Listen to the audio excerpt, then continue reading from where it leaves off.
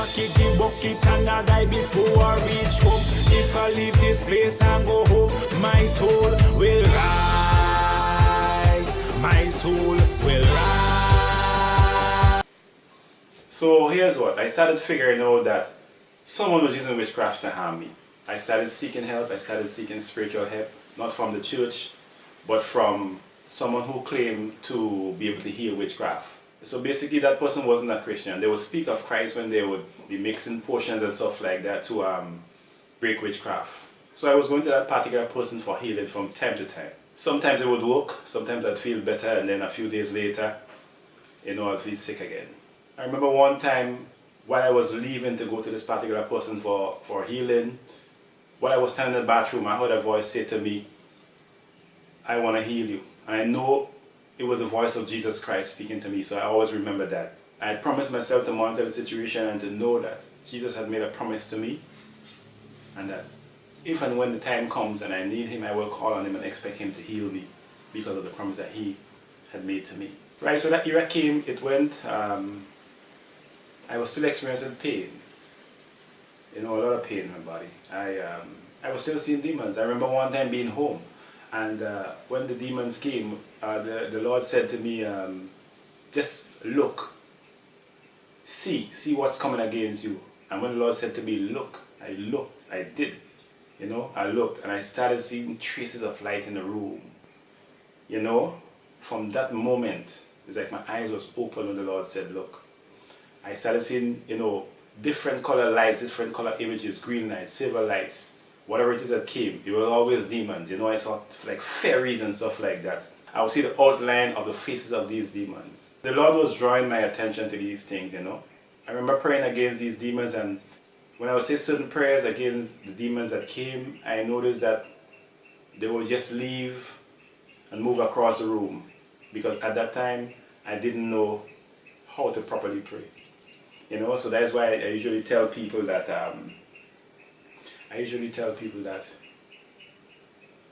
not all prayers can get rid of a demon. Not all prayers can break a curse.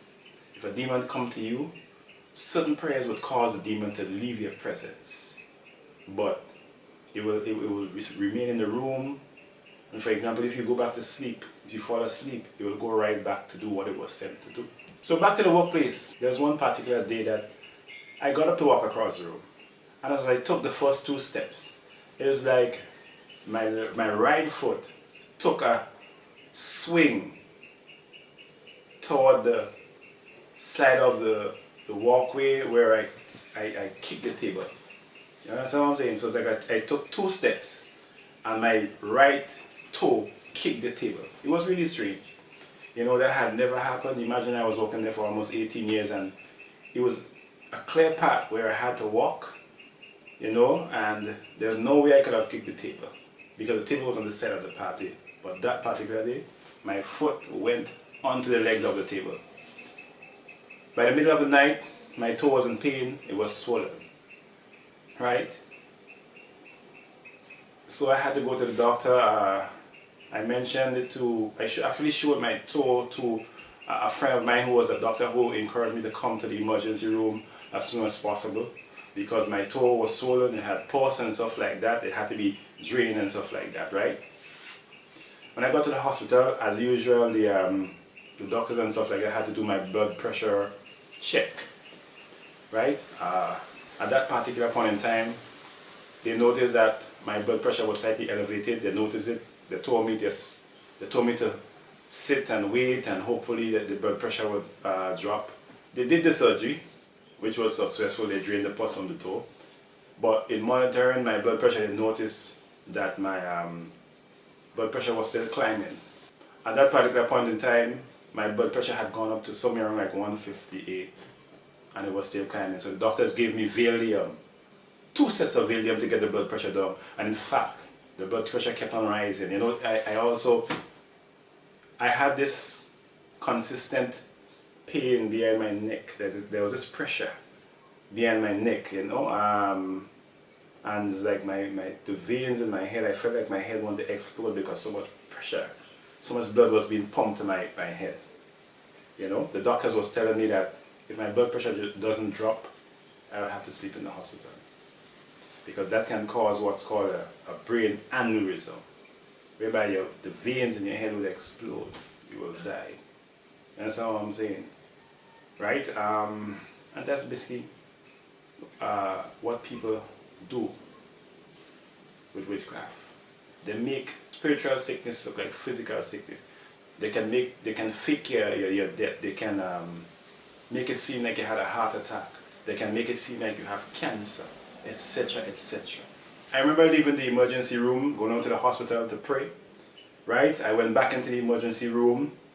I took a little rest on the bed,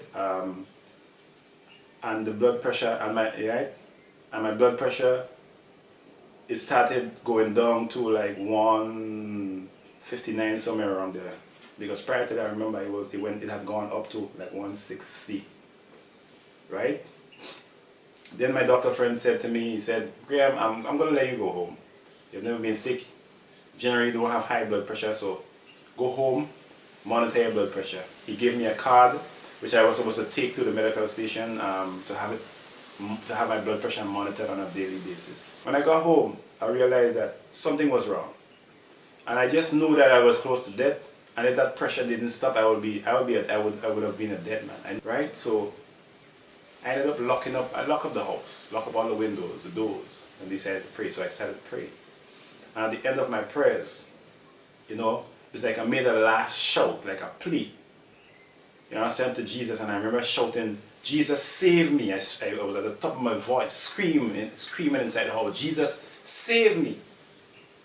And immediately, when I said, Jesus, save me, I felt something warm just move from my head. Something just left my head. And it was then I came to understand that someone had placed a demon, they had sent a demon into my head to kill me that particularly. So the veins in my head would explode, they would burst. I knew I would be a dead man. Right? I knew I would be dead in a matter of minutes if I didn't get this pressure out of my head, if this pressure didn't drop. It's like I saw death close. It's like I saw death. I knew death was close. So the fact that I knew death was close, I remembered that promise that Jesus had made to me. I remember Jesus saying, I want to heal you. And from then it took approximately, about a week for me to come back to normal. I continued going to the medical station to have my blood pressure monitored. Eventually went back down to 120. The days after that attack, it's like my head felt like an egg because of the pressure that was flowing through my head. So that era came, that attack ended. Back to the workplace. But I had another experience whereby I had come to my chair to sit and I saw some coins, 2 coins, I think a 10 cent and a 5 cent. Right? I knew that I didn't leave any money on my chair. I found it very suspicious that the coins were there. So I took a piece of paper, I picked up the coins, and I put it on the side of my desk in like a little tray that I keep pencils and stuff like that in. What I noticed was that whenever I got to the office, every day after that, I started getting pain in my head. Like just a constant pain in my head. But it felt like the pain was coming from the corner where the money was. I think I eventually threw all of the coins out. Now I also was advised by other co-workers that while I was home, there was that particular individual in the office who would go to the boss to say Graham is not at work, Graham is not at the office, as to try to get me to lose the job. So I was constantly monitoring this particular person. Now here is what. There's this one particular day while I was walking across the office. I took a few steps. As I was at the middle of the room, I heard the sweetest voice. I heard this voice whisper to me, it's time to go. And from the minute I heard that particular voice, I automatically knew it was the voice of Christ speaking to me, saying it's time to go. From the minute I heard the voice, I was not afraid. I was happy. It was one of the happiest moments in my entire life. Immediately after that, I wrote my resignation. I went to the boss. I said, I'll be leaving. I have to go. I'm resigning. And I also tried to explain to the boss that someone in the office was trying to harm me with witchcraft, but she said to me it was difficult to prove, so nothing was said to anyone in the office, right? Nevertheless, I made my decision. The day came, a month later, I left the office. You know, I left all the money that I was making, because for me, it was more important to save my life than any dollar that I could make. I was willing to start over. I was willing to start fresh, because I always believed in my heart that I could have done it. You know, I could start. I could go from zero, reset my income, everything, and start over. I had a little money, which I had saved for my pension, which is what I survived on. It was a tough time. I watched my bank account go almost to zero, just a few dollars in my bank account, under $5 in each of my bank account. But the Lord was with me. So the Lord was instructing me, the Lord was showing me where to go, who to go to help me to build back my business and restore my income. It took a while, it was tough. You know, it was really tough. But everything worked out.